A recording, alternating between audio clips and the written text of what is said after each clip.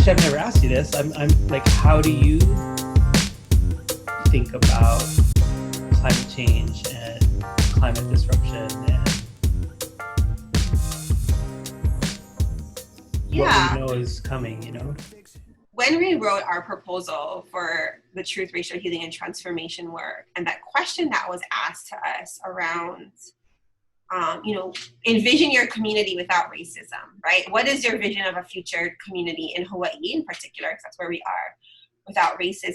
And we ended up writing that, vision statement, you, me, and a handful of other folks for our university, really around the idea, like, what if our future looks like a university or a campus and community in which everybody, no matter the color of our skin, racial, ethnic backgrounds, know how to aloha aina together, right? That idea of, being in real deep love and relationship and reciprocity with our environments. I don't know what got me exactly to that point of being able to help collectively write that vision statement. I think it was pieces of us, right? Some folks writing about Southern colonialism and racism, some folks writing about, you bringing in this idea of climate change, and me coming from this idea of real aloha, my research on aloha and how we use aloha to transform our institutions. And I think Aina kind of just naturally made its way in there. Chip was great, and his doom and gloom was really important to kind of get to my gut. And the other guy, what was his name again? Eric. I think what he did for me was he talked about that value system, right? He talked about how are we going to get people to value something really different pretty quickly? And I remember he talked about, can you imagine if all the money we spent on promoting capitalism was instead spent on helping people understand how to take care of our environments? And I was like, yeah, because that is something, kind of that process was something that I was familiar with, but putting in that context just spoke to me in a language that resonated with me in a different way. So that was, I think, a really helpful point. The other part that you asked about was the audience, right? Who was there? Who was participating? And you're right, there are so few Hawaiians there. And that's not to say that, to me, it's an all hands on deck situation, right? That's the aha I have come to. But I felt like so many of the conversations about the problems, I was like, wait, but Hawaiian culture has so many of those answers, right? But if we're not at the same table having these conversations, it's going to just take so much longer, right? And we don't really have time. So I think that was part of my thinking. What was that, in 2018? Yeah, only 2 years ago. It was only 2 years ago. It feels like a lifetime ago. It does feel like a lifetime ago. So that was part of my thinking then. And, we've shared this before, but I also, I think, recognize that, talking about sustainability is a conversation of privilege was something that I came to understand, right? I'm sitting in a university administration office having this conversation. Yeah, that's nice. The time to make sense of, dot A, B, and C. But, the people I grew up with are trying to make ends meet. They're trying to figure out how to, make sure the kids eat and have shoes to go to public school. So that's a different situation, right? They can't think about buying organic or local. They're buying what they can to make sure there's something in their kids' tummies. And that's not a new conversation. But I think there was a moment for me in all of that, as we have been discussing about, kind of realizing well, of course the Hawaiians are at the table. And then we started to break down, right? I started to ask you, why do we have to talk about sustainability, right? Why are we at a point where we're talking about climate change, that we have to make up this new area called sustainability? When sustainability, I remember the conversation in our office, I was like, but isn't sustainability what indigenous people did? And then through racism and settler colonialism, we're not allowed to come to the table anymore. And so then we have to make up this new area called sustainability to fix the problems that were created by erasing the indigenous people. And I think that thinking out loud with you, right? And sharing out loud, and us kind of like, wait, what is that about? I think has gotten us to where we are today. I remember that conversation because I remember, I don't think I used quite these words, but it was an earlier version of like, oh my gosh, you get it. Like sustainability, the word itself is so inadequate to describe what's actually needed. Yeah. And it was like, if I were to have my way, we wouldn't be the Office of Sustainability. We would be the Office of restoring, repairing, and regenerating the natural world that sustains us, you know? Yeah. But that's not necessarily going to fly in the current paradigm that we're entangled in. So, I'm wondering if you wouldn't mind sharing the story that I heard you relate earlier this week in the national call with the Association for Public Health. Yeah. Of this micro experience that you had that, you know, in your lived experience, you've seen that this is possible. Can you share that? Yeah. So when I was a baby, my mom was finishing her PhD. Another kind of interesting privilege, right? I am not a first generation college student. I'm not a first generation PhD. You know, I'm a second gen person of that story. So that's interesting. But so my mom was finishing her PhD. She was a fellow in this cohort of folks from throughout Pacific and Asia. And, you know, they come together, they're living together, they're, you know, studying together. And she starts a halau, a hula group. And so, you know, you get like Maori and the people were, you know, Caucasian looking, you know, European descent, Pacific Islanders and Asian descent. We had people from like, you know, so from New Zealand, Palau, Fiji, you know, various countries throughout Cambodia, different places throughout Asia, learning hula, right? Like, okay, so let's put, you know, I always like to say, let's put the Hollywood idea of hula aside. They were really learning like true, like traditional hula. And what that did was that gave them a grounding, in Hawaii, in Native Hawaiian culture, to kind of like figure out how to be with one another, but to center on this place. And so, you know, my mom, in a sense, became their kumu, their teacher, right? Even though she was their peer in one respect, she was also kind of senior to them in her positionality to Hawaii. And they followed suit, right? And so, they really came here, you know, I like to think about, they didn't come with the racist ideologies of Hawaii. They didn't come, you know, expecting to, you know, colonize this space with their culture, which is what, you know, Southern colonialism is largely about, to erase what's there. They came like, oh, let me learn. How do I be an ally? How do I show up?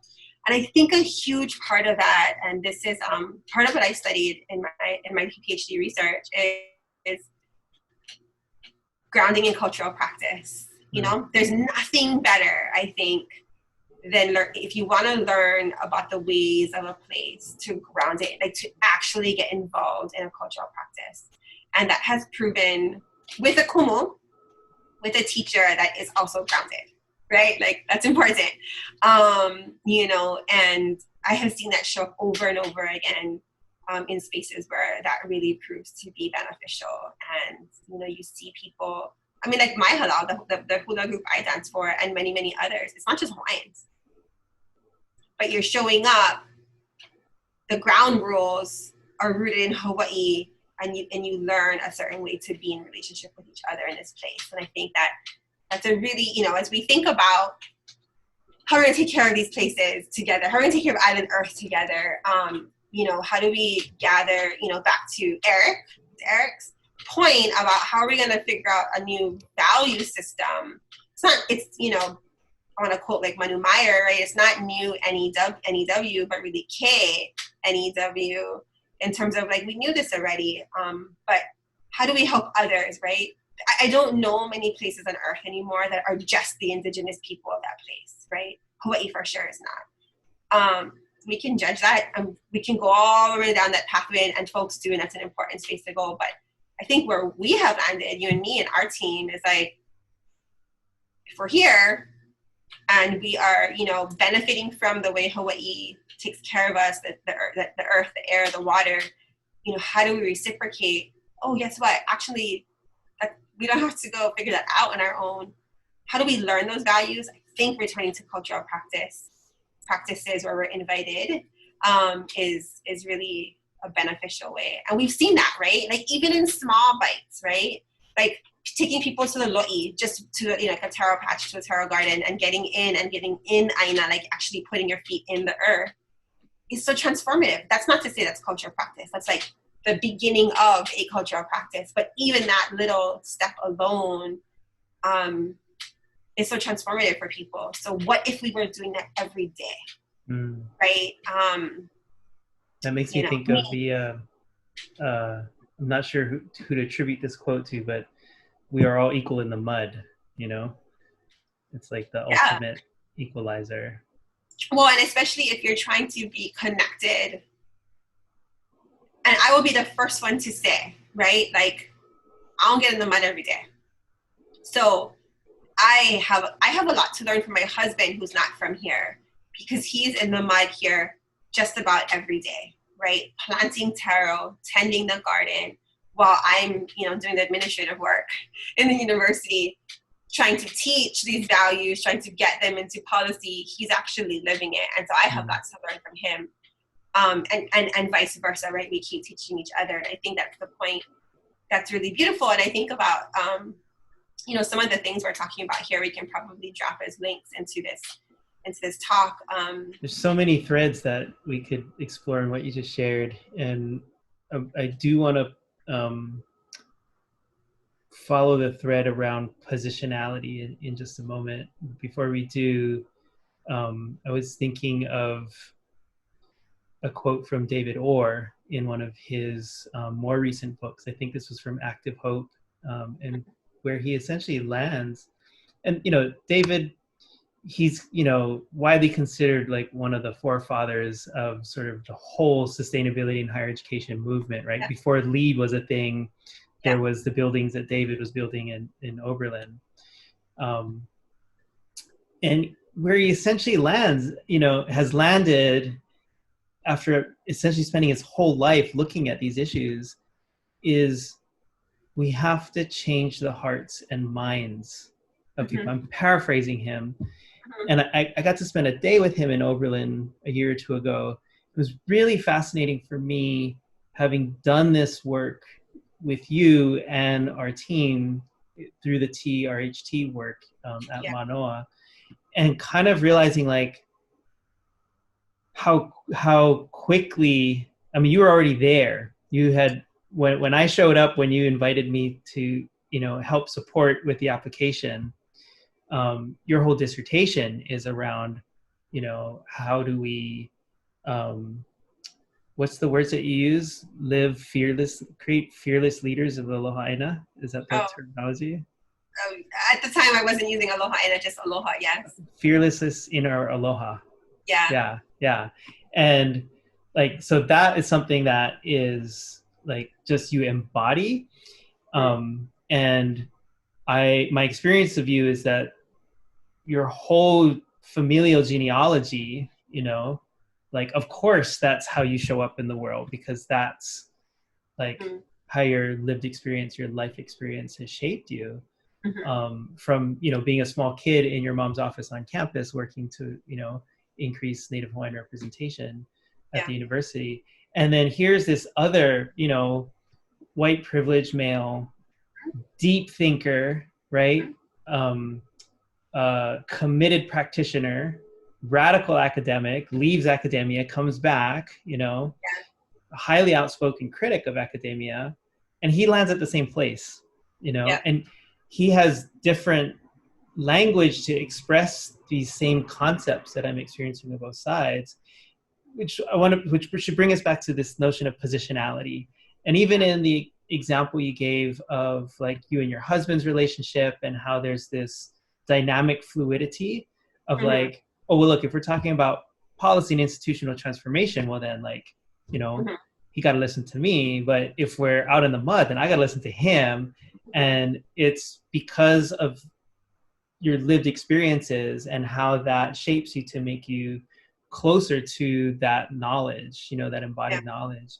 And then you shared again how your dad and your stepmom, Auntie Grace, are not from here, yet because they are in Aina every day, and that is their lived experience, that, you know, they have forged those relationships with it. And so what I found really fascinating about, and not only fascinating, but so useful from a strategic, tactical, and practical level, are the tools that this work equips us with, right? Which you introduce as these Hawaiian concepts, and I'm going to ask you to unpack in a moment, and which I translate to tools that help us be way more fluid in understanding our positionality, even in the space of a given conversation.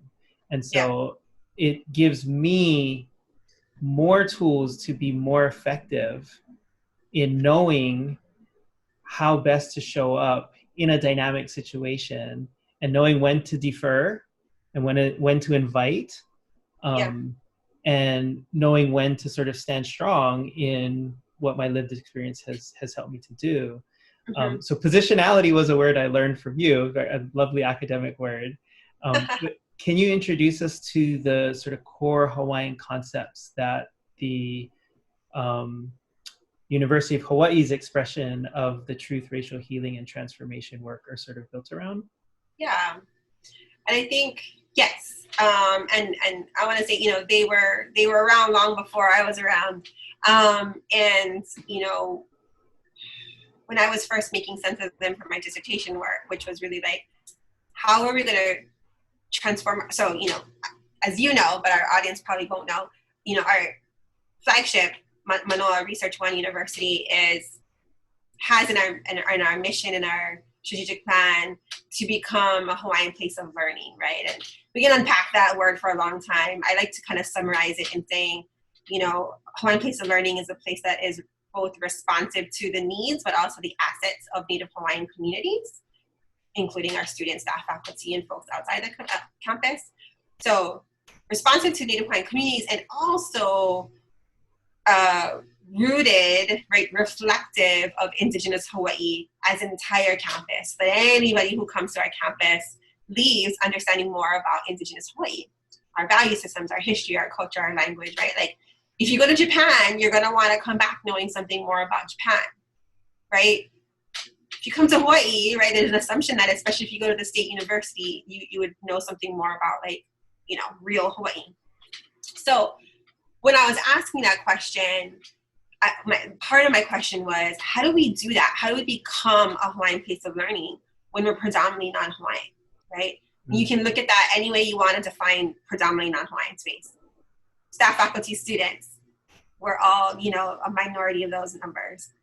Curriculum, minority of the, like, teeny tiny amount of the curriculum, overall curriculum, has anything to do with, you know, Indigenous Hawaii. Worldviews, right, et cetera, et cetera. So how do we do that, right? That was the question I was asking. And, you know, what I came to through really the stories of amazing people, amazing leaders that came before me, you know, came back to these values and concepts that weren't new, right? But they just really pointed to them. So the first one is like mo'oku oho, this idea of being, of understanding our genealogical stories, mapping, right? You know, we can think of the family tree as part of as one type of mo'oku oho, right? As one type of genealogy. But, you know, many of us understand, like, thinking about the genealogy of knowledge systems, the genealogy of sustainability, the genealogy of, you know, a particular, you know, approach to something. You know, folks coming together, people, experiences, events coming together and birthing something new, right, over time, et cetera, et cetera. And so using that as a lens.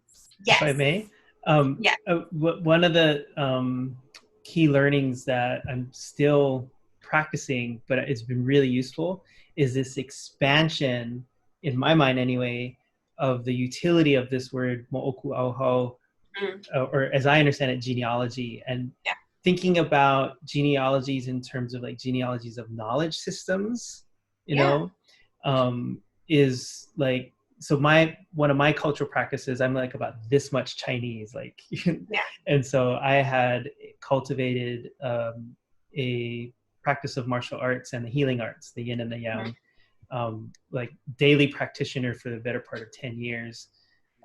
which my whole family was like, wow, how's this recessive Chinese gene showing up in like our crazy nephew? I think it's fascinating to think about genealogies of knowledge systems in the context of the university. And in Hawaii, the university being here for what, 200 years? Not even, just over 100 years. 1917, 1907? Thereabouts. And thinking about, at least 3,000 years of sort of migration across Polynesia and inhabitation of the islands, and the many different houses of knowledge that are encoded and live on to this day in that. And that realization, the TRHT work has equipped me with not only a deepened perspective, but actual language to be able to express that. And then just contemplating that in the context of what does it mean for the University of Hawaii to become a Hawaiian place of learning. I found it really helpful, actually, because in the context of the climate crisis, why wouldn't we look to the knowledge systems that through their lived experience, right, are actually closer and have the deeper knowledge of the place?